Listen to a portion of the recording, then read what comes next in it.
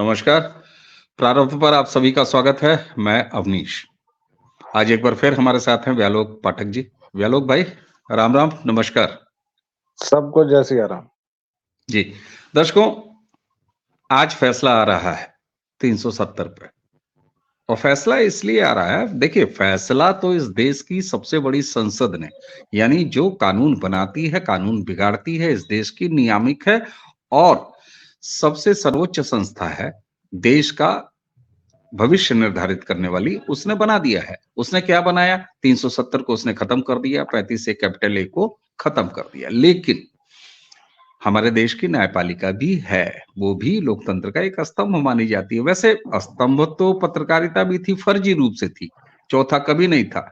जिक्र केवल 3 का था, ये चौथा, पांचवा, छठवां भी स्तंभ था। बहरहाल वो आज किस स्थिति में है, किस क्रेडिबिलिटी पे है, वो देखे जाने की जरूरत है। लेकिन आज फैसला आ रहा है, जब हम आपके सामने ये वीडियो लेके आ रहे हैं, तो इस फैसले को सुनाए जाने की प्रक्रिया शुरू हो चुकी है, लेकिन ये फैसला देर शाम तक आएगा। व्यालोक भाई, जी। एक बार को, हालांकि स्पष्ट रूप से, तकनीकी रूप से हो, देखिए, 2 तरह से चैलेंज किया गया है। 370 को 2 तरीके से कोर्ट में चैलेंज किया गया है। पहला चैलेंज ये किया गया है कि क्या राष्ट्रपति के पास ये अधिकार है, वहां की विधानसभा भंग होने के बाद, कि वो वहां के बारे में कोई फैसला लें। एक तो ये याचिका है। दूसरी याचिका ये है कि 370 क्या संवैधानिक उसको हटाना है। ये 2 मामलों में बहुत सारी याचिकाएं थी, उनको क्लब किया सुप्रीम कोर्ट ने और 2 हफ्ते की सुनवाई के बाद फैसला रिजर्व किया। आज फैसला सुनाने वाली है। मैं आपसे ये पूछ रहा हूं, देश की संसद सर्वोच्च है, उसने एक फैसला ले लिया है। क्या इस देश की न्यायपालिका, एक बार को मैं अगर ये मानते हुए कहूं कि ये फैसला संसद के फैसले के खिलाफ आने वाला है, अगर मैं ये कहूं, मान लूं एक बार को, क्या इस देश की न्यायपालिका इस देश की विधायिका से टकराएगी? ऐसी कोई संभावना? नहीं, इसकी बहुत संभावना तो मुझे नजर नहीं आती, लेकिन कुछ ऐसी चीजें हुई हैं, जैसे हाल फिलहाल में न्यायिक सक्रियता काफी बढ़ी है और न्यायपालिका ने बहुत बार ऐसे ऐसे विषयों पर निर्णय दिए हैं जिसमें मैं बचते हुए कहूंगा कि अमूमन उसे अगर वह नहीं भी पढ़ती तो ऐसा कुछ बिगड़ नहीं जाता है। यही न्यायपालिका है, लेकिन मैं एक और बात कहना चाह रहा हूं कि यही वो न्यायपालिका है जिसने तकरीबन 3 लाख कश्मीरी हिंदुओं के नरसंहार पर याचिका सुनने से मना कर दिया और कहा कि बहुत समय बीत गया। तो अनुच्छेद 370 को तो मुझे पता नहीं कितने साल बीत गए, एब्रोगेशन को नहीं, उसे लागू हुए, तो फिर उस पर क्या बात करनी। लेकिन दिक्कत यही है कि चूंकि न्यायपालिका है, मैं न्यायपालिका पर कोई टिप्पणी नहीं करूंगा। मैं पूरे एहतराम के साथ उनकी बात करता हूं, लेकिन मुझे आश्चर्य इस बात पर है कि जिस न्यायपालिका के पास जम्मू कश्मीर के 3 लाख निर्दोष हिंदुओं के कत्लेआम, रेप, दंगा, फसाद और उसके बाद उनके विस्थापन पर याचिका सुनने का समय मुझे लगता है 1990 से आप जोड़ लें, अभी कितने साल हो गए, तकरीबन 30 साल में नहीं हुआ। और अंत में तो न्यायपालिका ने यही कहते हुए खारिज किया था कि चलो यार, बहुत समय हो गया, अब इस पर बात करने की जरूरत नहीं है।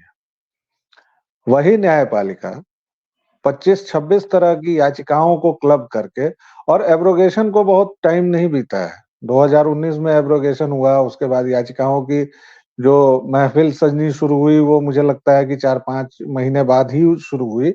तो मुझे लगता है 3 साढ़े 3 साल बाद वो 25-26 याचिकाओं को इकट्ठा करके न्यायपालिका को इतनी तेजी है कि उसने पढ़ भी लिया, सुन भी लिया, समझ भी लिया, और अब वो 2 हफ्ते पहले उसने फैसला सुरक्षित भी रख लिया, और अब वो आज फैसला सुनाने जा रही है। मैं तो इसी बात पर हैरान, आगे की बात तो आगे की होगी कि न्यायिक सक्रियता क्या है। और देखिए हमारे यहाँ पिछली बार जब भी चाहे वो आर्टिकल अनुच्छेद 370 तो खैर है ही, चाहे वो बुर्के का मामला हो, चाहे वो कोई भी मामला हो, ऐसा जब भी मामला आता है जिसमें बात होती है कि नहीं अब टकराव की स्थिति है, तो ये हमेशा आता है कि भारतीय संसद सर्वोच्च है, क्योंकि भारतीय संसद में 140 करोड़ भारतीयों की आत्मा निवास करती है, जो 543 प्लस राज्यसभा के जो इतने सदस्य हैं उनके माध्यम से बाहर अपनी आवाज रखती है, कानून बनाती है। सुप्रीम कोर्ट व्याख्या कर सकता है, सुप्रीम कोर्ट कानून बना नहीं सकता है। यह बहुत स्पष्ट है, बहुत साफ है। और इसी के लिए संविधान विशेषज्ञों ने, उनको पता था कि ये स्थिति कहीं ना कहीं आएगी। तो सर्वोच्चता से मतलब ये नहीं है कि सुप्रीम कोर्ट 2 पायदान नीचे है, संसद 3 पायदान ऊपर है, ऐसा कुछ नहीं है।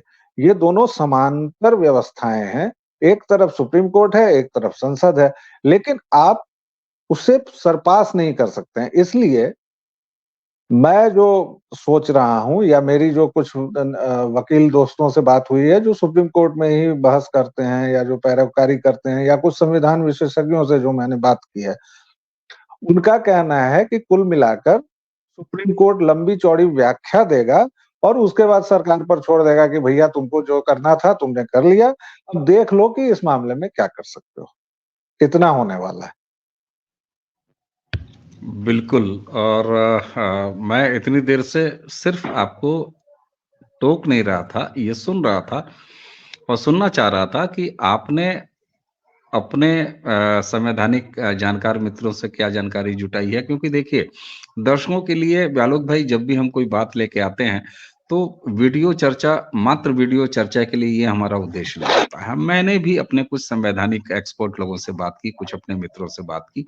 स्पष्ट रूप से ये है, और शायद इसी वजह से मेरे मुँह से वो पहला शब्द निकल गया कि बहरहाल ऐसा कुछ होना नहीं है, लेकिन हम मान लेते हैं कि अगर फैसला खिलाफ आ जाए। तो कुल मिला के एक चीज आप देखिए, 9.5 साल से अगर हम इस देश की न्यायपालिका को देख लें, जो अच्छा, मैं एक गलती कर रहा हूं यहाँ कि 9 साल से देखने का प्रयास कर रहा हूं। चलिए पहले से देख के अब तक चले आए, यानी मैं कह देता हूं 1947 से, आजादी के बाद से लेके अब तक भारत एक राष्ट्र के रूप में मजबूती तब पाता है जब इसकी न्यायपालिका, जब इसकी विधायिका, जब इसकी लोकशाही और सारी चीजें काम करती रहती हैं। उसी के बीच में ये फर्जी घुसा दिया गया एक चौथा स्तंभ जो पत्रकारिता का आता है, वो भी ठीक है, वो काम करता रहा है। आप 3 लेकिन बार ये बात पिछ कह चुके हैं एक पत्रकार को सामने बिठा के, मैं इसका संज्ञान ले रहा हूँ। नहीं, आप बिल्कुल इसका संज्ञान लीजिए। और एक संस्कृत कर्मी कम पत्रकार ये बात एक दूसरे स्थापित पत्रकार से कह रहा है, ये खुद के लिए आईना दिखाना भी है। इस पर कभी और बात करेंगे कि भारत की पत्रकारिता की ये स्थिति क्यों हुई। बहरहाल मैं ये कह रहा हूं कि पिछले 9 साल से जितना जुडिशरी और सरकार, एक्टिविज्म। जुडिशरी और समाज, इनको जो आपस में एक संबंध देखा जा रहा है, लेकिन मैंने कोई ऐसा फैसला नहीं देखा पिछले 9.5 साल में जिसने समाज को डिस्टर्ब किया हो 2014 के बाद। ऐसी स्थिति में क्या आपको एक बार फिर लगता है कि ऐसा कोई फैसला आ सकता है? क्योंकि एक चीज यहाँ महत्वपूर्ण है तकनीकी तौर पर, और टेक्नो लीगल तौर पर एक महत्वपूर्ण है कि याचिकाकर्ताओं ने ये कहा था कि साहब ऐसा है कि ये पांच बेंचों से हमारा पेट नहीं भरेगा, इसको जरा बड़ी बेंच की तरफ ट्रांसफर कीजिए। अंततः उनका मामला यह था कि इसको संवैधानिक पीठ को सौंप दीजिए, लेकिन सुप्रीम कोर्ट ने ऐसा नहीं किया। उन्होंने कहा कि हम पर्याप्त हैं, 5 बेंच की जज पर्याप्त है, 5 जजों की बेंच पर्याप्त है, हम इस 2 हफ्ते पहले सुनवाई कर ली और कल फैसला देंगे। ऐसे में एक बार फिर वही बात कि क्या आपको अभी भी ऐसा लगता है कि इस देश में कोई इस तरह के टकराव की स्थिति होगी? क्योंकि देखिए आप कपिल सिब्बल एक बार कहते-कहते ये निकल जाते हैं कि असम म्यांमार का हिस्सा था। ये वही कपिल सिब्बल और उनकी टीम है जो अयोध्या पे जब सुनवाई हो रही थी तो कह रहे थे कि कमरे बताओ, गल्फ हैं। तो जिस तरीके से सुप्रीम कोर्ट या इस देश की न्यायपालिका से खेलने की प्रवृत्ति रही है, कांग्रेस की विशेष रूप से विपक्ष में आने के बाद, ऐसा कई बार मुझे लगता है व्यक्तिगत तौर पर कि कांग्रेस और कांग्रेस का जो इकोसिस्टम है, जो कि लीगल मामलों में भी पूरी तरह से घुसा हुआ है। अरे वो सिंघवी साहब याद कीजिए जो थपथपा देते थे और जज बना देते थे। दर्शक बेहतर जानते हो उसको क्या कहना। बहरहाल ऐसे लोगों की अवमानना भी क्या अवमानना, जो खुद अवमानना के शिकार हैं।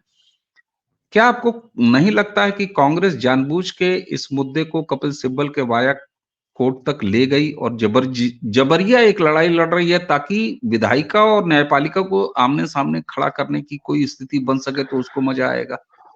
नहीं, देखिए, जो कपिल सिब्बल जिस सिस्टम का हिस्सा हैं, अब ये एक दूसरी कथा है कि हमारा जो पूरा जुडिशियल सिस्टम है, thanks to mister Nehru and thanks to everything around him, वह एक धज्जी नहीं बदला है। और थैंक्स टू मिस्टर मोदी कि आने के बाद उन्होंने कम से कम आईपीसी को बदला, और मुझे लगता है कि कुछ चीजों में जी बड़ा अच्छा कोट किया आपने और मैं उसको कोट अनकोट कर रहा हूं। Thanks to ji mister Nehru, thanks to around him and हाँ, ultimately thanks to mister Modi. जी। तो आईपीसी को उन्होंने बदला है, कई सारे कानूनों को निरस्त किया है, तो वो एक फिर से अलग पूरे चर्चा का विषय है कि हमारी जुडिशरी, मैं कोर्ट की अवमानना का कोई खतरा नहीं मोलूंगा क्योंकि मुझे पता है कि मैं नहीं लड़ पाऊंगा। लेकिन हमारे यहाँ कोर्ट का जो सिस्टम है वो मोस्ट ओवररेटेड है। आप अगर मेरे जैसा आदमी सुप्रीम कोर्ट पहुंचना चाहे तो वो नहीं पहुंच सकता है। ये मुझे वहां काम करने वाले मेरे वकील ने बताया, और मैं नहीं पहुंच सकता हूं मतलब मैं एक ठीक ठाक पढ़ा लिखा हूं, औसत पढ़ा लिखा आदमी हूं, और मुझे अंग्रेजी भी आती है, मैं मतलब, लेकिन वहां की ड्राफ्टिंग की प्रक्रिया, वहां की जो पैंतरेबाजियां हैं, वहां की जो चालबाजियां हैं, वहां के जो गलियारे हैं, आप सोचिए अगर मैं नहीं पहुंच सकता हूं तो वो घुरहू कैसे पहुंचेगा। और आप सुप्रीम कोर्ट ऑफ इंडिया हैं, आप भारत के सर्वोच्च न्यायतंत्र का वह मंदिर है जहां कोई भी घंटा बजा सकता है फरियादी, लेकिन ये नहीं होता है। बाकी इस सब पर रहने दीजिए कि वहां अगर एक वकील खड़ा होगा सिब्बल की औकात का, तो 25 लाख रुपए, वो आपकी सुनवाई हो या ना हो, वो आपकी टेंट से जाना है। तो न्याय व्यवस्था पर इससे ज्यादा मैं टिप्पणी नहीं करूंगा। कोर्ट को मैं प्रणाम करता हूं। बहरहाल, मुद्दा ये था कि न्यायपालिका और विधायिका, इनको टकराने की कांग्रेस की जो भी चाल हो या ना हो, क्योंकि सिब्बल जैसे लोग भी उसी पूरे सिस्टम का हिस्सा हैं, तो वो जानते हैं कि ये चाल कामयाब होगी नहीं। वो दरअसल अपने एक वोट बैंक को एक सुनिश्चित संदेश देते हैं। मैसेज। मुझे वो केवल और केवल मैसेजिंग की बात है।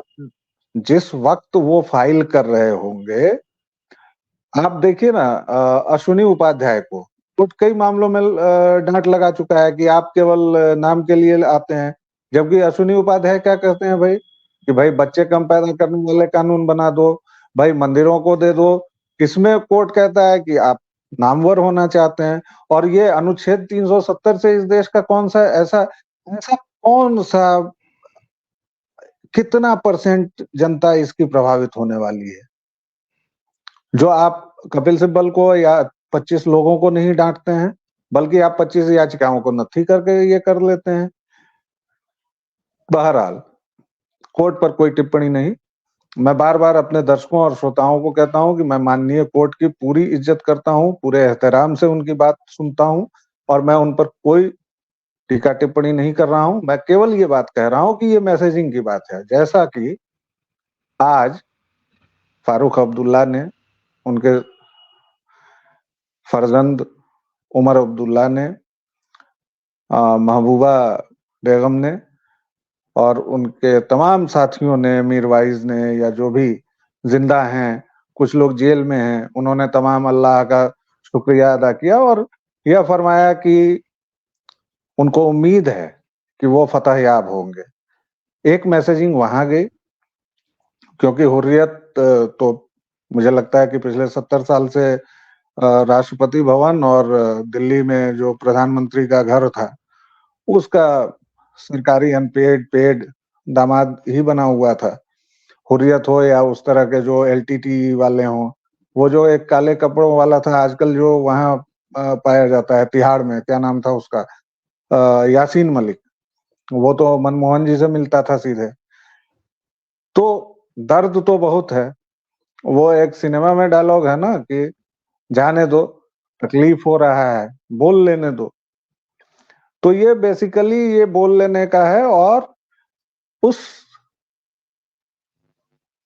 वर्ग को मैसेजिंग देने की कोशिश है कि हमने तुम्हारे लिए हर एक मोर्चे पर लड़ाई लड़ी, सड़क से संसद तक और संसद से सुप्रीम कोर्ट तक। वो तो बिल्कुल ठीक खुदा बात। मियाँ का कहर है कि वो अटल जी ने जमीन समतल करने की बात की, कार सेवकों ने जमीन समतल कर दी और 22 जनवरी को वहां भव्य राम मंदिर बन जाएगा, वरना उसके लिए भी 4-5 कोर्ट याचिका लगा देते भाई लोग ठीक कि बात नहीं है, जी हम बिल्कुल तो ठीक बात। तुम्हारे लिए लड़ ही रहे हैं। तो ये केवल और केवल मैसेजिंग की बात है। वो सब जानते हैं कि विधायिका और न्यायपालिका में टकराव चाहेंगे तो भी नहीं। आप देखिए ना, तो भी नहीं। जस्टिस जस्टिस चंद्रचूड़ कई बार बोलते बोलते फिर भी वो वापस घूम फिर के चले आते हैं कि बिल्कुल नहीं ठीक, ऐसा नहीं होने बिल्कुल ठीक वाला है। बात तो है। ये केवल मैसेजिंग है। बिल्कुल ठीक बात है, और यही भारतीय लोकतंत्र की एक खूबसूरती है। और भारत का लोकतंत्र इसीलिए सिर्फ साइज में बड़ा नहीं है भाई, पुराना नहीं है। साइज में बड़ा की बात जब मैं कहता हूं तो सिर्फ साइज में बड़ा नहीं है, बल्कि गुणवत्ता में भी इसलिए बड़ा माना जाता है। और मैं एक बार निजी तौर पर जब देखता हूं तो पिछले 9 साढ़े 9 साल में ऐसा कोई भी फैसला कम से कम न्यायपालिका की तरफ से आता हुआ ना, ठीक है दिवाली पर थोड़ा चुटपुटिया कम बजा लीजिए, इस तरह का हो जाता है, ये चलता है। और ये इस तरह का कभी मैंने कोई टकराव नहीं देखा, और जिस तरह से कांग्रेस की एक नियत थी कि टकराव हो जाए, मुझे वो होता हुआ दिखाई नहीं दे रहा। अच्छा, अब मैं जरा, पॉलिटिकल कीड़ा है ना, और दर्शक भी जानना चाहेंगे, एक बार फिर मैं उसी पे आ जाऊंगा जो बेसिक गणित के सवाल होते हैं कि मान लिया जाए कि ऐसा हो जाए। तो चलिए मान लेता हूं एक बार मैं दोबारा ब्यालोक भाई, कि कल फैसला उल्टा हो जाए। अब इसके राजनीतिक नफा और नुकसान पे आते हैं। अगर कल सुप्रीम कोर्ट 370 के फैसले को गलत ठहरा देती है, मोदी सरकार, एनडीए, भाजपा पर इसका कितना नकारात्मक असर आप देखते हैं, या कुछ नकारात्मक देखते भी हैं या नहीं देखते हैं? भाजपा सरकार पर तो खैर इससे बड़ा एहसान नहीं किया जा सकता भाई। अगर आप ये अनुच्छेद गलत बात है, 370 ये को गलत निरस्त करने की, नहीं, ये बिल्कुल ये वही बात मैं है उंगली कि दिखा रहा हूं जैसे आपको, मैं उंगली जी, दिखा रहा हूं आपको, आपने मेरे मुंह की बात छीन ली है जबरदस्ती। ये डायलॉग मेरा था, और मैं दर्शकों आपके आपके सामने कह रहा हूं कि पॉलिटिकली अगर मैं बात करूं तो इससे बढ़िया कुछ फैसला हो नहीं सकता कि अगर अगेंस्ट में आ जाए, जब आप 2024 के मुहाने पर खड़े हैं। चलिए, बिल्कुल नहीं है। ये वही बात है कि अभी बोल अचानक लीजिए, से, मेरा डायलॉग आज बोल लीजिए आप। अभी जैसे अचानक सुप्रीम कोर्ट जागे और बोल दे कि भाई चलो राम मंदिर पर स्टे लगेगा, लोकार्पण नहीं होने वाला है। अब आप सोचिए कि उससे बढ़िया फैसला कुछ होगा पॉलिटिकली। अगर आप सोचें, जैसे वो राजदीप ने एक बार कहा था ना कि हम लोग भेड़िए हैं, उसने 26/11 के बारे में या किसी ऐसी दुर्घटना के बारे में कहा था। मान लीजिए उसके स्तर पर उतर कर सोचते हैं आप, तो इससे बढ़िया फैसला क्या होगा?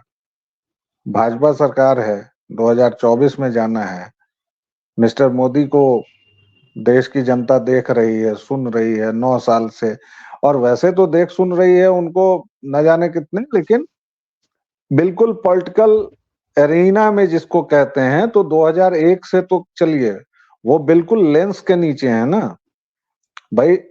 भुज हुआ था गुजरात का, और उनको गुजरात भेजा गया। उससे पहले हमारे आपके जैसे पॉलिटिकल लोग जानते होंगे कि हाँ चलिए एक भाजपा महासचिव हैं।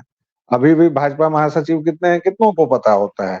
कुछ पॉलिटिकल लोगों को पता होता है। बाकी मैं कह दूं कि अरुण सिंह कौन है, जबकि अरुण सिंह बहुत शक्तिशाली महासचिव हैं, वो मुख्यालय प्रभारी हैं, लेकिन कितने लोगों को पता होगा?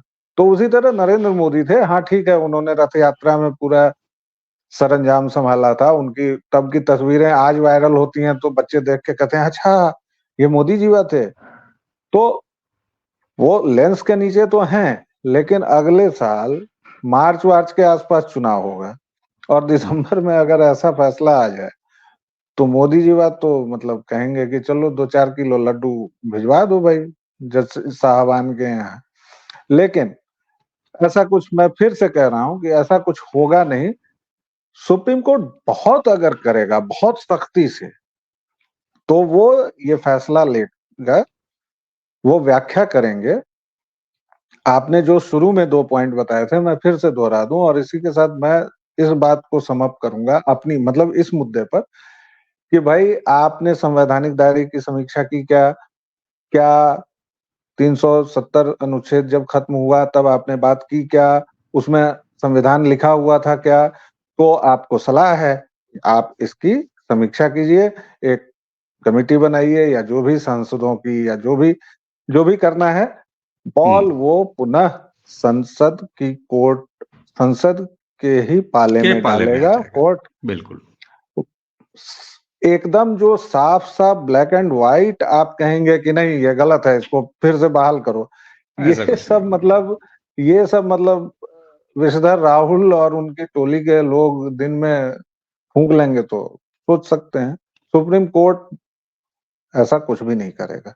बिल्कुल ठीक बात है। और आपने जो एक बात कही ना कि कई बार जो है वो मुद्दई को, जो विपक्ष का वकील होता है, जो जानता है कि हम ससुरा ये मुकदमा हारने ही वाले हैं, फिर भी हजूर हाँ के दरबार में जाने से ठीक पहले, अपनी फीस वसूलने से पहले, अपने तख्ते पे, अपने बेंच पे, अपने केबिन पे वकील ये कहता है कि अरे साहब क्या बात करते हैं, हम आपके लिए न्याय लेके आएंगे। तो मुझे लगता है कि कांग्रेस की और कांग्रेस के इकोसिस्टम की और पूरी गिरोहबाजी की, जो एक खास वोट बैंक के तौर पर मुसलमानों को देखते हैं, और जिन्होंने 370 को केवल मुसलमानों से जोड़ लिया है। मजे की बात यह है, केवल कश्मीर और जम्मू कश्मीर के मुसलमानों से नहीं जोड़ा है, उसने तो मतलब मंगल ग्रह पे भी अगर कोई मुसलमान रह रहा हो तो उससे भी जोड़ लिया है। तो उस मामले में केवल इतना ही है। एक मुझे नहीं पता कि ये किसी फिल्म का डायलॉग होगा या नहीं होगा, मैं नहीं जानता, लेकिन मैं अपना डायलॉग अगर बना के बोलूं तो बस इतना ही है कि सलमा मैं हूं ना, इतना ही है। इससे ज्यादा ये कुछ और दिखाई नहीं देता। अच्छा वैलोक भाई, जब ये वीडियो दर्शकों तक पहुंचेगा तब तक तो फैसला आ चुका होगा या आने वाला होगा, शाम तक आ आने जाएगा। वाला होगा। हाँ आने वाला होगा, शाम तक आ जाएगा, दोपहर तक आ जाएगा, 5-6 बजे तक कोर्ट होती है। हालांकि इस देश में आधी रातों में भी कोर्ट खुली है, ऐसा भी देखा गया लेकिन है अभी ना? कोई याकूब वगैरह का मामला नहीं है तो आधी रात को नहीं होगा मामला। हाँ, इसलिए 10 से 5 में निपट जाएगा। अच्छा, हाँ अब चलते चलते एक चीज जिसको कि मैं अपडेट के तौर पर ले लूं। अपडेट ये कि साहब ये बताइए, वो जो झारखंड से धीरज साहू साहब, कांग्रेस की नहीं, तीसरी कांग्रेस का उससे जनरेशन। कोई लेना देना नहीं है। और ये धीरज साहू अपनी बात कहें और धीरज साहू ये बताएं कि उनके पास इतना धन कैसे आया। कांग्रेस का इससे कोई लेना देना नहीं है, और कांग्रेस पूरी तरह से इससे इनकार करती है। आगे अरे बताइए। आप क्या कांग्रेस के प्रवक्ता हैं? अरे साहब ये बताइए, मैं तो मेरा सवाल कांग्रेस से था ही नहीं, आप ऐसा क्यों मुझे खदेड़ रहे हैं? मैं नहीं, मैंने सिर्फ आपसे पहले विनम्रता से, मैं आपसे विनम्रता से व्यालोक जी सिर्फ पूछना चाह रहा हूं कि साहब रिकॉर्ड तो टूट गए। इस देश की किसी एजेंसी ने आयकर के साथ, और कोई भी XYZ एजेंसी रही हो जिसने छापा मारा हो और कैश बरामद हुआ, तो वो रिकॉर्ड टूट गए। 100 करोड़, 200 करोड़, 300 करोड़, और 300 करोड़ के साथ दो बड़ी बड़ी अटैचियां जिसमें केवल और केवल जेवरात और गहने भरे पड़े हैं वो है। इसके बावजूद भी बैंक के कर्मचारी, और मैं आपको बताऊं उड़ीसा के जिस ब्रांच एसबीआई के मेन ब्रांच में पैसों की गिनावट चल रही है, वहां के अधिकारियों का ये कहना है, बैंक अधिकारियों का, साहब हमने 6 ब्रांचों के कर्मचारियों को बुला रखा है, उनकी मशीन बुला रखी है, उनमें से कई मशीनें बीमार हो गई, और उसके बावजूद अधिकारियों का ये कहना है करके कि अभी भी 2 से 3 दिन का वक्त लग सकता है नोटों की गिनावट में। साहब ये ज्यादा का बताइए। वक्त लग सकता है, ज्यादा का। तो लीजिए, आप तो और बढ़ा दिए, और फिर कांग्रेस से कोई मतलब भी आप रखना नहीं चाह रहे हैं। नहीं, तो आप वो तो देखिए, वो तो मैंने डर के मारे, इसलिए कि आप उससे पहले की आरोप लगाएं तो विषधर राहुल और गैंग क्या कहेगा वो मैंने पहले दर्शकों को बता दिया।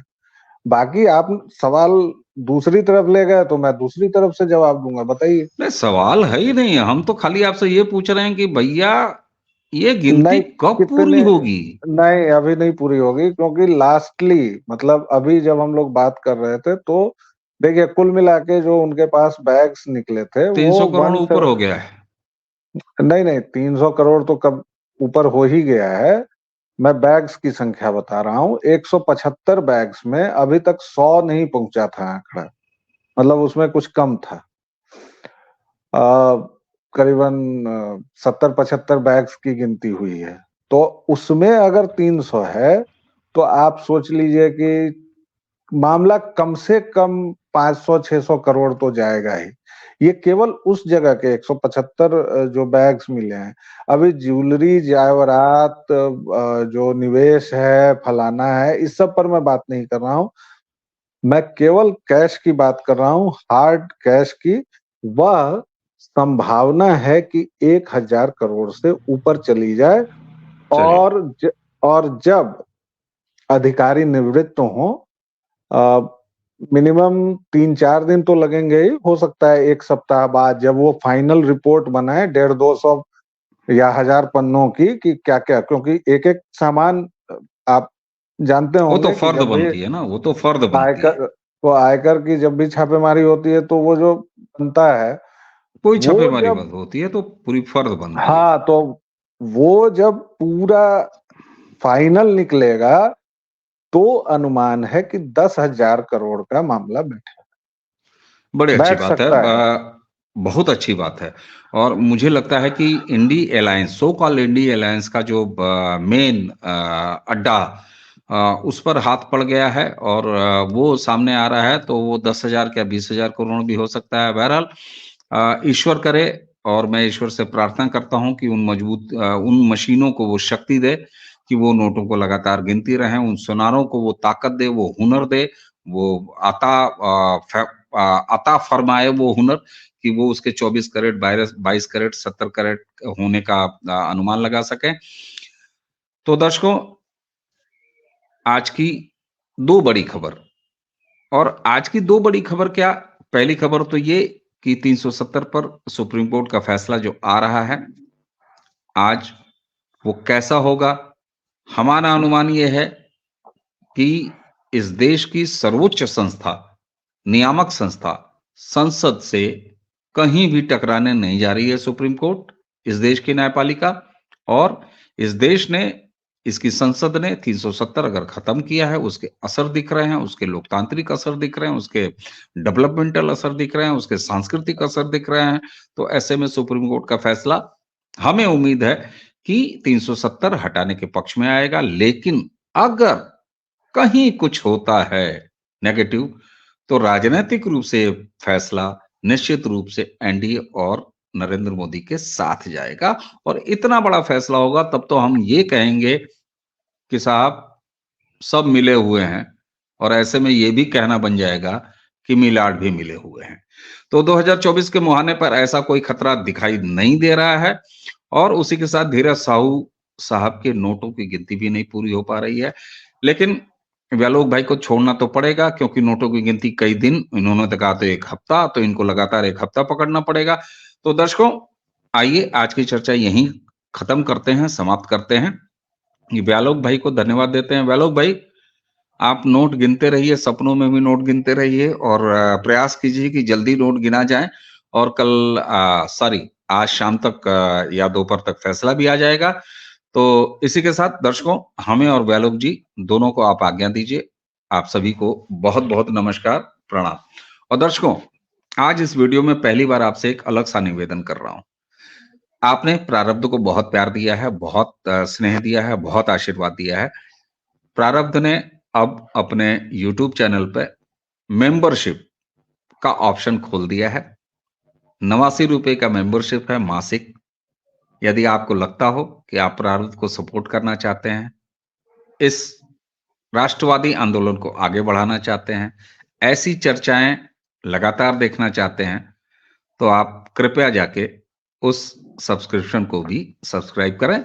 ये आपसे निवेदन रहेगा। व्यालोक भाई, एक बार फिर आपको राम राम और दर्शकों आप सभी को प्रणाम, नमस्कार।